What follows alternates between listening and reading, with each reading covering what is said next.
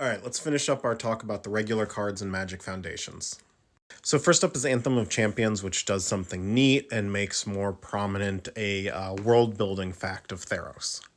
So you can read it in the flavor text here, but essentially Setessa has these four different towers, which their military orders belong to, and each is represented by a different animal. So there's like the snake tower, the wolf tower, the lion tower, and I think the falcon or hawk tower. I don't remember exactly. It's something that's sort of been there, but it's never been very clear. And that is something that a set like Foundations is great for, because it can just be explicit. Hey, look at this cool world building detail.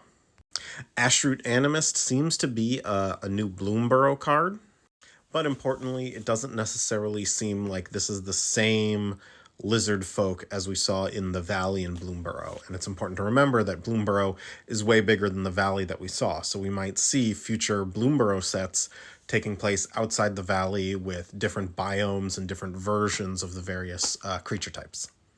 Fiendish Panda is just, this is an awesome card. I love it. Look at this guy. Look at this guy. Banner of Kinship is a cool variant on Door of Destinies.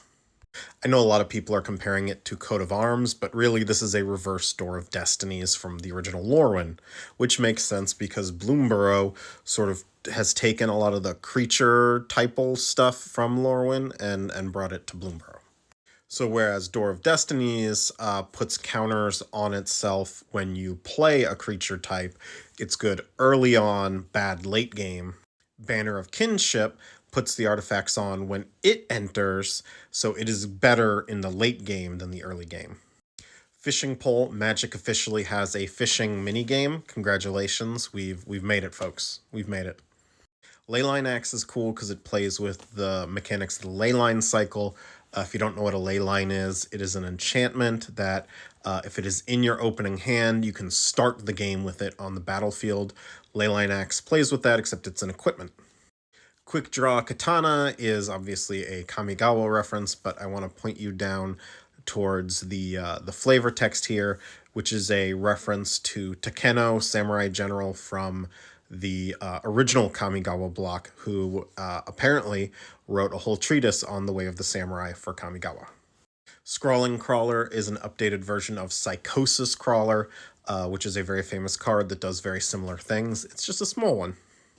Goblin Surprise is identical mechanically to you see a pair of goblins from the D&D sets.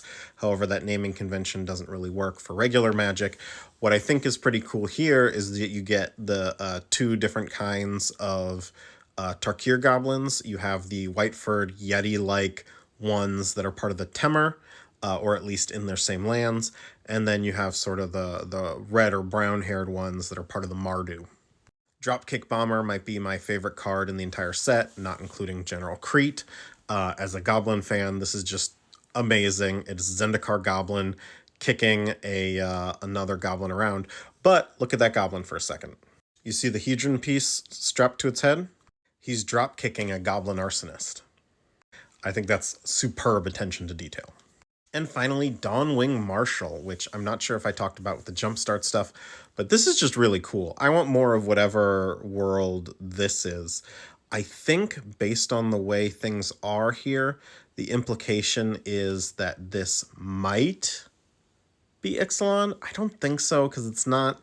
It's got the Jaguar folk, but none of the rest of it necessarily screams Ixalan, unless this is.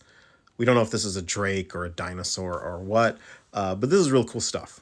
Anyway, that's it for today. I'm going to start tackling the legends next week.